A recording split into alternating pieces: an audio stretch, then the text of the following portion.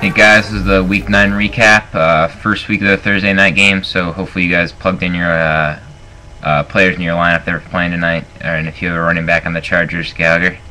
Alright, let's start with the matchups. First one's Fuck You Gumby versus Tony Homo, me versus Zach.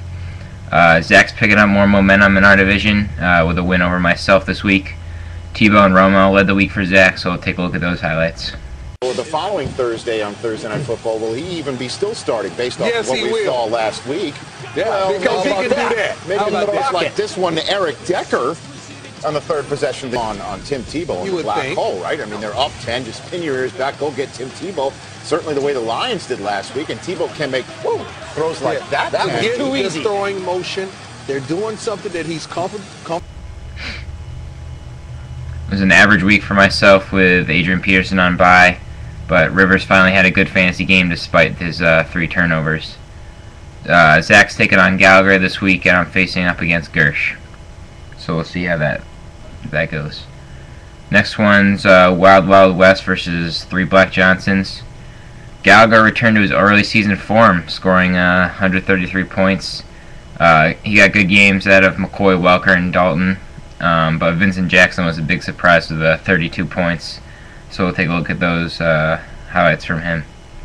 Nelson catch the next play for a touchdown. It's 45-24 when Vincent Jackson scores his second of the game to make it a 2-touchdown lead.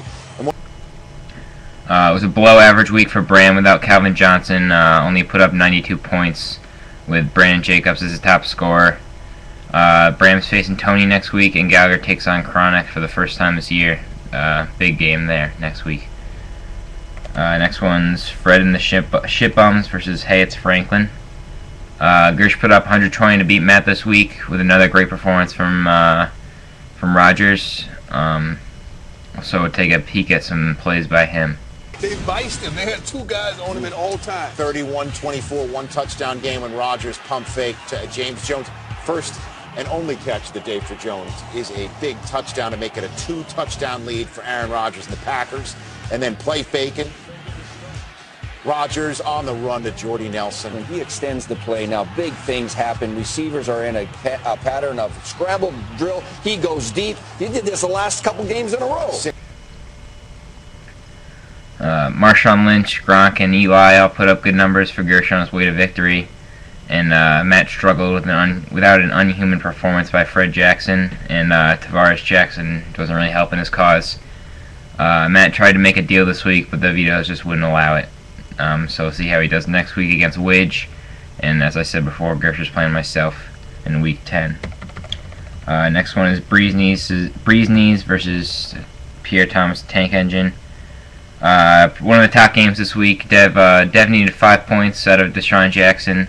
Not a lot to ask, but Jackson didn't feel like it, and Devin lost. A surprising 28-point performance from Julio Jones. And apparently Tony's strategy of reducing his team to shit and finding random players to score 30 points seems to be working. We'll check some highlights from Julio Jones against the Colts. Receiving and rushing, because 2 possessions later, still at 7-0. Ryan bombs one deep down the field in double coverage. Jones makes a diving grab in the end zone. That is exactly why they traded up to get him, for big plays like that with a couple guys around him, diving, extending, and hanging on to the football for the touchdown. It was initially ruled incomplete, but Jones decided to tell his coach to challenge the call. Alright, Dev's taking on Ellinger next week, and Tony faces Bram. Last matchup is Poa, and he knows it. At more money, more problems. Both teams had a solid week with about 111 points, but Andrew prevailed with another Monday night victory. Vic only outscored Henry by 2 points, and Vic needed to get more than Henry by like 4, I think. Michael Bush had a good game, 18 points, without McFadden playing in Oakland. But there's actually no highlights of him, so we'll check out Arian Foster. He scored 21.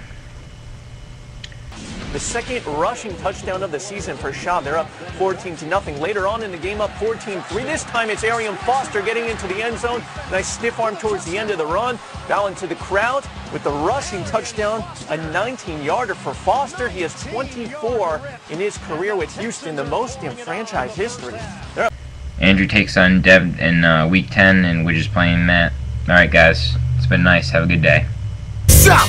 You're as cold as ice. Fuck you! Tell me something new. On behalf of